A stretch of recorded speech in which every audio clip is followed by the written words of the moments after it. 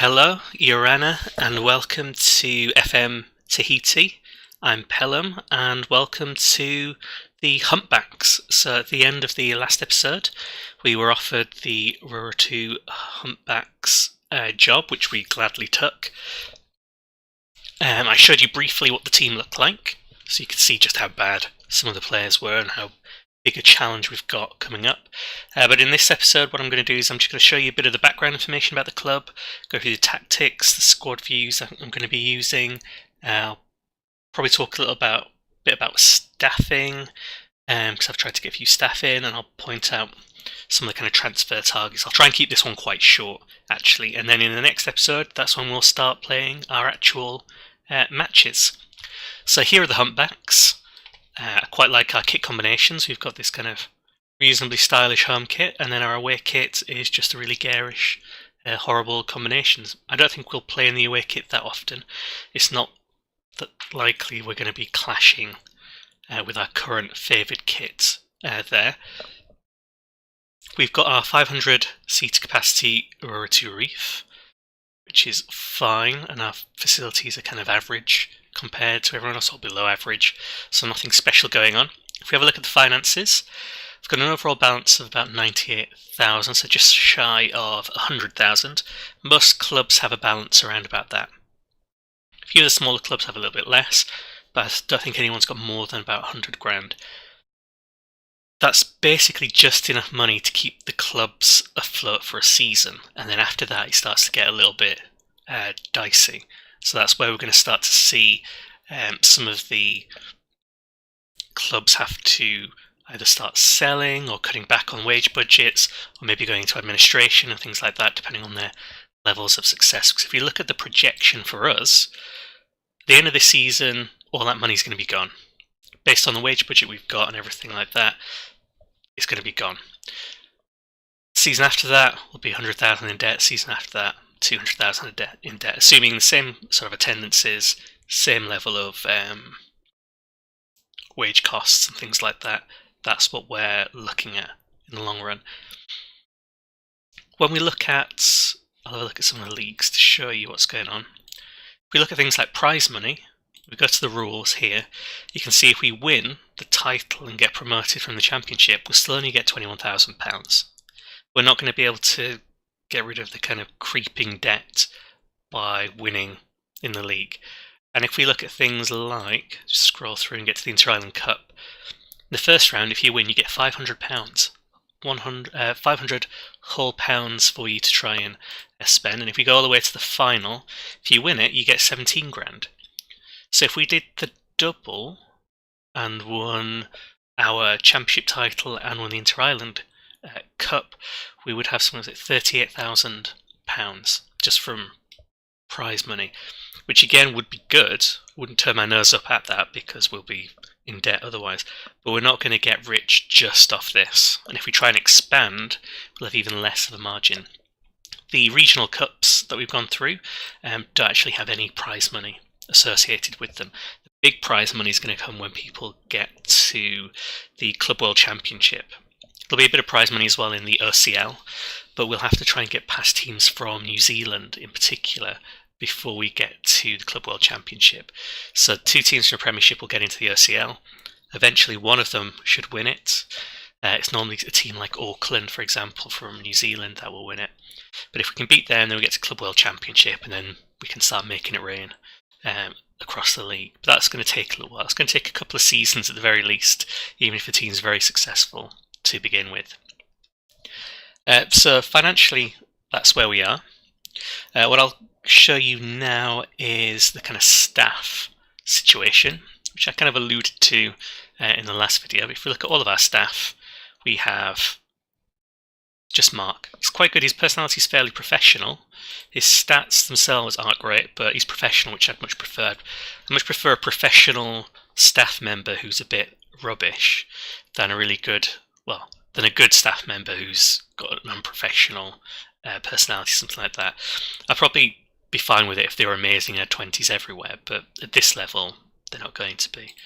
So if we go to the staff search, we need recruitment team, so we're going to need some scouts, we're going to need at least one physio, we could do with some coaches. But what I've noticed is, if we look at this guy here, Charles Amu, head of youth development, Tahitian, from the mainland, I believe.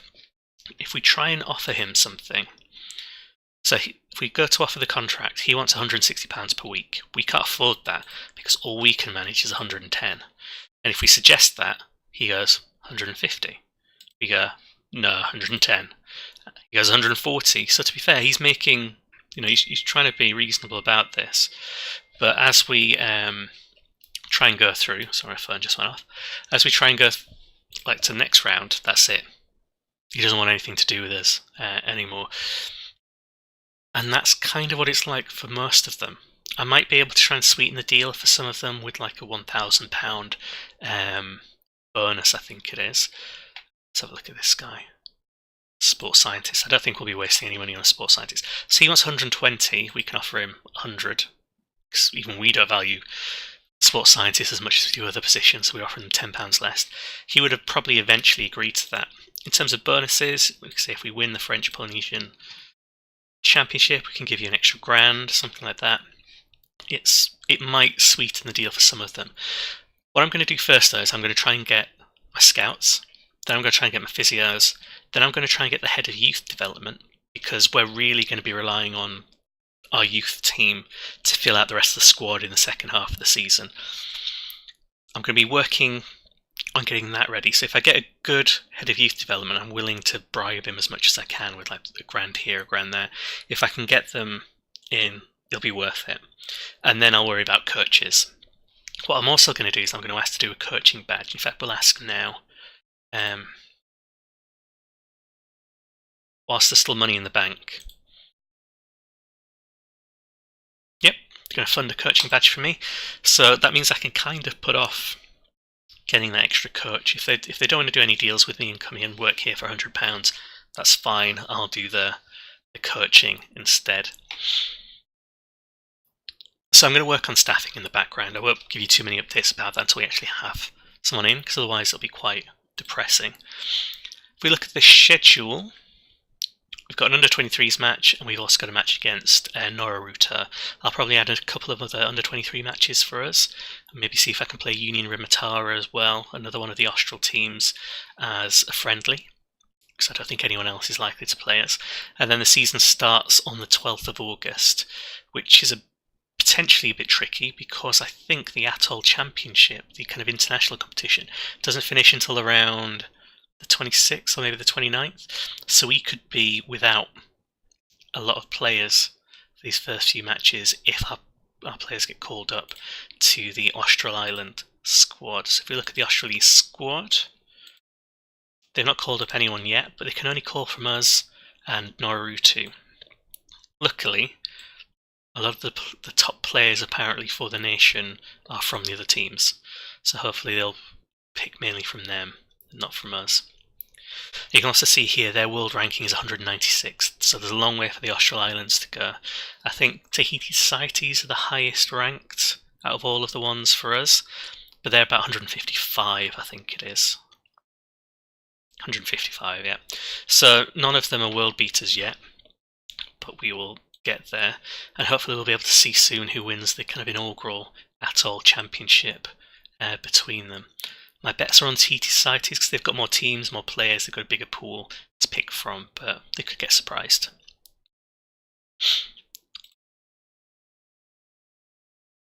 So what we're going to do is I'm probably just going to pause for a second and set up my tactics so you can have a look. But from looking at the players here, before we make the decision, if we look at the kind of depth, I don't think we can look at the squad depth yet because I've not put a tactic on, but we've only got one keeper, Hamish Bennett. He's nothing special, I could just do with the backup. I don't think he's the worst keeper, but we could do with someone else other than this greyed out player. When we look at defence here, we've got one person who can play right back outright. We've got another two who could play on the right in that right full-back position if we needed them. And we've got two here, Joe Jansen, David Thomas, who play on the left, but no out-and-out left fullback or left wing back. And then only really two, Sam Andeweg and Darren Chant in the centre. So I think I'm going to need at least one more central defender and maybe one more defender on the left or right, depending on which one's easiest to get, just to flesh this out. When we look at midfield, we've got two who can play on the right particularly well, so Seth Waite and James Manuel, and Naren can play there on as well, but Seth Waite and Manuel are probably the best choices, and Manuel's a leader as well. I'm going to try and get him involved. On the left, we've got Chris Webb and Sam Richards, so the left's covered. We've got some depth there. But then in the centre, we just got Jordan Naren and Michael Weaver to push up if we want to play some more in the centre. So I could probably do with another central midfielder. Depends on the tactic I'm going to go for, but probably a central midfielder. Looking at our attack, you've got three to choose from: Zach Henderson, Jordan Chisholm, and Craig Williamson.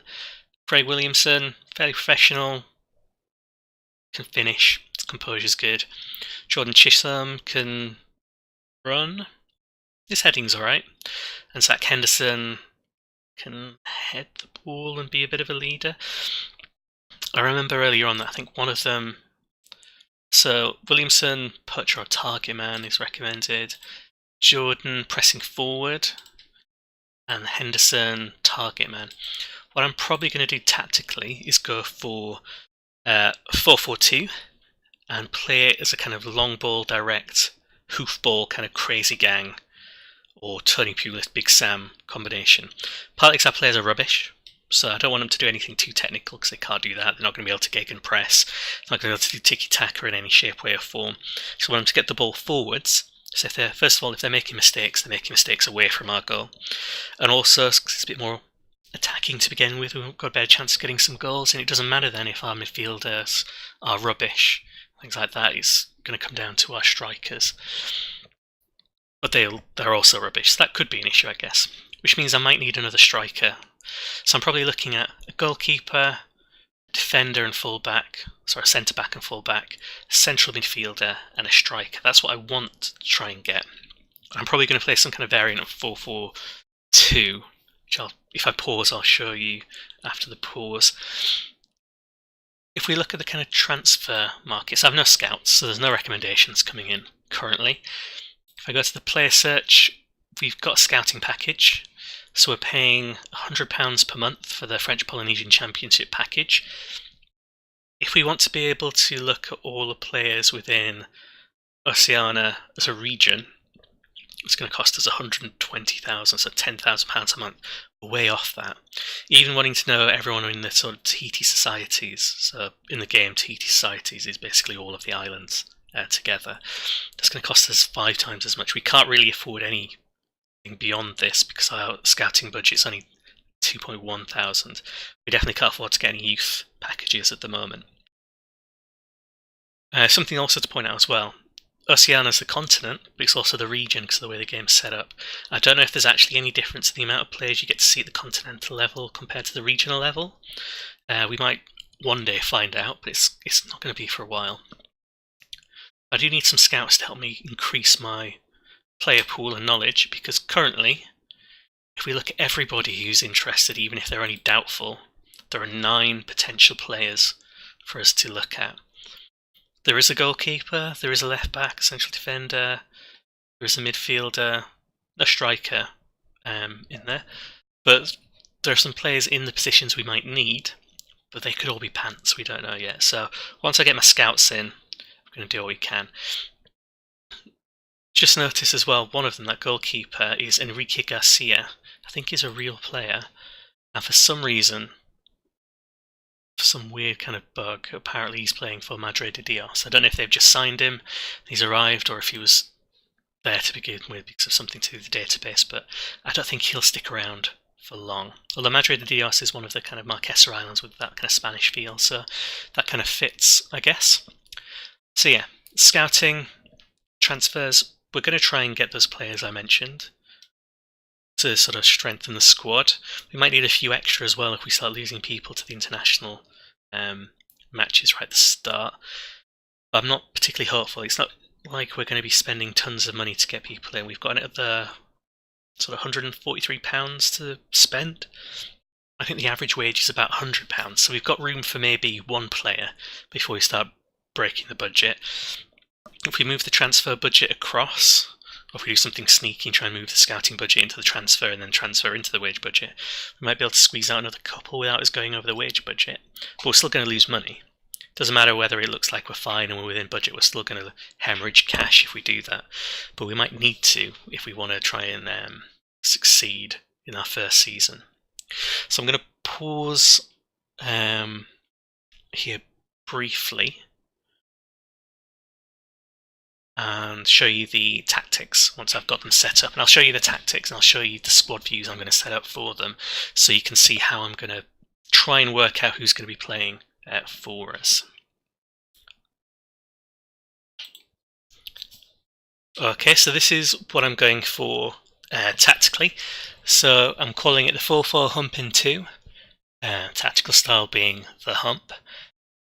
And it's quite close to the preset for the long ball in Football Manager tactics already, so there are a few differences. So this is the general shape. We've got a pressing forward up front and a target man. This is a combination I find works really well. There's a thread on the Sports Interactive forum actually, so I'm on that forum as Peljam, and there's a hoofball one in the tactics, and I talk on that one with people about the kind of hoofball, and this is the combination I find works really well. On the wings we've got a supporting winger and an attacking winger, and if I swap things around, I basically want whoever's the attacking winger is to be on the side where there's the supporting player, and vice versa. So I want this winger to support them, and I want this target man to support that winger. So I'm expecting my wingers to get involved in the attack. Then box-to-box midfielder to get forward when we've got some long balls, and also to get some of the second balls coming off the target man. And a ball-winning midfielder for a bit of kind of steal in midfield. And then 2 no-nonsense centre-backs and 2 full-backs. If I find my team's rubbish defensively and we're giving away too many goals or they're getting too many crosses in, that kind of thing, I'll swap these full-backs to no-nonsense full-backs. And what that does is it just stops them getting forward. So currently they might get forward to help. So they might get forward towards the winger to help. If they're on defensive, if they're on no-nonsense, what they'll do is they'll just sit back. They'll still pass and things like that, but they just won't contribute to the attacking play going forward, so they won't dribble as much.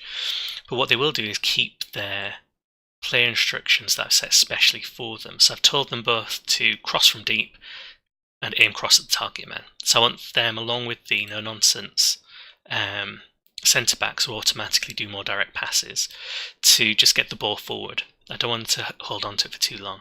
If they bypass the midfield, that's fine. And then just a normal goalkeeper. I don't trust them to be a sweeper keeper just yet, and if they're no-nonsense, they shouldn't need to be as much. So the mentality's on cautious, not because I don't think they should be attacking, but cautious just means they're not going to be gung-ho, essentially, as far as I'm aware. When we look at the in-possession instructions, their attacking width is relatively narrow because I just want it to go to these two. I don't need them to be off over here in the wings. I just want it to be fairly central. The wingers will get involved, but they'll be pushing into the space rather than already being there. Extremely direct passing, reasonably high tempo, and I've turned time wasting all the way down to the bottom. I don't want to waste time. I don't want to be overly negative and defensive from the off. I might up this if my team is rubbish, but I've got rid of it for the moment. In the approach play it says pass into space, but I'm actually going to get rid of that. I'm going to wait and see how good my team are kind of off the ball if they're running. If they seem like they might be quite good, then I'll put pass into space back on. But if they're not, then I'll leave it off. So at the moment I'll just leave it off and see how they do generally. We're going to play for set pieces, and we're going to put mixed crosses in to begin with. If it turns out that my strikers are really good in the air, then I'm going to change mixed to floated. And I'm not going to change any of these kind of freedoms or dribbling bits. They don't matter to me in this. If we look at in transition, we're going to regroup. So there's no gegen pressing or counter pressing going on in any kind of extreme format. When we've won possession, we'll go on the counter to try and get that ball over the top. Our goalkeeper is going to distribute quickly to try and help catch them out with the long ball. What he's not going to do is kick it long himself, because I don't think his kickings are that good. We'll see how he does in the match when we play, but because I don't think he's going to be that good, I'd rather it goes out to the centre-backs, who also might not be that good, but at least the ball goes forward a little bit, and then they can kick it forward, so it gives them a bit more distance. I'm going to probably play on quite a short pitch if I can, so that'll help me get the ball closer to their goal. It's literally as simple as that. Get the ball as close to their goal as quickly as possible. If you've read Inverting the Pyramid or any books on football tactics, it's a proper Charles Reap statistical approach. Just get them into the areas where we can do the most damage. If we look at out possession, we're going to use tighter marking, we're going to get stuck in, we're going to try and prevent short goalkeeper distribution from them. We've got quite a low defensive line, a reasonably high line of engagement there. I might tweak around this depending on how we defend, but at the moment I'm going to stick with that. It's worked for me in other saves having a similar setup, so I'm going to use that as my baseline. So there we have it. That's the tactic we're going to be working with. I don't think we've got the players to fill all of these positions to begin with. I'm quite hopeful on the wings with our pressing forward and target man. It's everywhere else I think we might be a bit scuppered. So that's how we're going to play. And to help me work out who's going to play where, I've got a couple of different squad views. I'm going to put these squad views onto the Steam Workshop, potentially. So you can have a go and use them if you think they might be helpful. This is my general view though, so it gives me their personalities and their positions. I think I want to try and build a squad with good personalities, and as you can see at the moment I've got two. I've got one fairly professional guy and I've got a leader. Everyone else is kind of unambitious or balanced. Balanced is okay, but it could be better. I've got that. I've also got their training rating and their average rating, so I can see if there's a relationship between them, and also if there's someone doing really well in training who needs to be given a chance. I base some of these things and these choices for the filters and separators off some of the custom views that already exist. I think there's a Foxy one that you can download. That's good. I think there's a Loki Doki one as well. If you watch Loki Doki's channel, that's quite a good view as well. But I've kind of adapted and worked with this for my team. So I want to know about their teamwork, their work rate, their determination, their concentration, and their aggression. That's my kind of mental DNA almost. I want them to be good at all of these things. I want them to work hard with the team, be determined. I don't want them to switch off, I want them to concentrate, and I want them to basically be willing to break some legs if I need them to. And as it stands, there's maybe one player who might be alright. So who is the leader, essentially. Got how many appearances they've made, how many assists, how many goals, what my assistant manager thinks of them and how much they are. And then over here I've got 4 stats. So I've got their game win ratio. So what's their game win ratio based on their appearances? How many points have been won per game when they've played on average? How many mistakes leading to goals have been made by them, and how many mistakes they've made in general. I imagine this mistakes leading to goals will be quite high for the defenders, just because of the way it's recorded. You're much less likely to make a mistake leading to a goal against you if you're a striker than you are a defender, because of just percentages, essentially. But these 4 should give me a quick check on how people are doing. So after maybe playing half a season, for example, if there are certain players who seem to have a really good points per game ratio that aren't playing that often, I might want to see if I can work them more into the teams. It could be that they're quite a good high impact player and I do better with them on the pitch than off. Likewise, if I'm playing someone over and over again and actually they're associated with quite a low score, it could be that actually my team's poorer with them in. Same with the kind of mistakes. If I find there's one defender or one player making so many mistakes that are leading to goals, I might need to just take them off. Likewise, if I've got a defender who's getting maybe an average rating but isn't making many mistakes, then there's probably a lot of value in keeping them on. They might not be setting the world alight with their average rating, but if they're not making mistakes, that's pretty much good enough for me as it stands. I've got a couple of other views, and I'll go through these quickly because I don't want this video to go on too long. I've got defence, attack, and midfield, and they all do something similar. So if you look at the defence one, I want to know how tall they are and how heavy they are, because I want to see if I can get some beasts in the team. So we've got my 3 strikers, got 6'6", 6 and 6. It's a reasonably tall forward line. I've got 6'5" there, 6'2", 6'2", 6. My goalkeeper 6'4". Got some tall boys in the squad. I've got attributes like positioning, jumping, strength, acceleration and pace, just to see how they're doing physically, and can they run around, are they strong, can they jump, do they get in the right positions defensively. And then separated from that, I've got heading, marking, tackling and long throws. So the first 3 obvious defensive attributes. I've got long throws on there because I like my fullbacks to be the ones putting the throws in, and I've got a long throw routine that I've set up that I want them to do, because I find long throws work quite well, even when you've got someone who's actually terrible. So 4's not a great long throw stat, but even someone with 4 can squeeze out an extra goal or 2. And then I've got things like tackle completion ratio, key tackles, interceptions per 90 minutes, headers won per 90, mistakes leading to goals and things like that. And every one of these other views has got a similar kind of setup. So midfield, you've got various midfield stats: physical, mental, technical, so dribbling, crossing and stuff. Assists, chances created, minutes per goal, passes completed per 90, pass percentage, key passes, so I can see the difference between someone who's doing something good with their passes, between someone who's just very good at making simple, rubbish, sideways passes, and things like that. Crosses completed compared to attempted. In attack, got things like shot percentage on target, headers won, shots per 90, how offside they are, how long since their last goal. All stats that will hopefully help me work out who to keep and who to throw off the island and sacrifice to the humpbacks that are waiting outside. So I'll end the episode here. Thanks for watching, and what I'm going to do in the meantime is I'm going to play up until the very first match. Hopefully I'll have a few players brought in, I'll take you through transfers, and we'll start actually playing the matches. So the next episode will be the first match for the humpbacks that we'll play. I hope you'll come along for that and see us play. Thanks very much.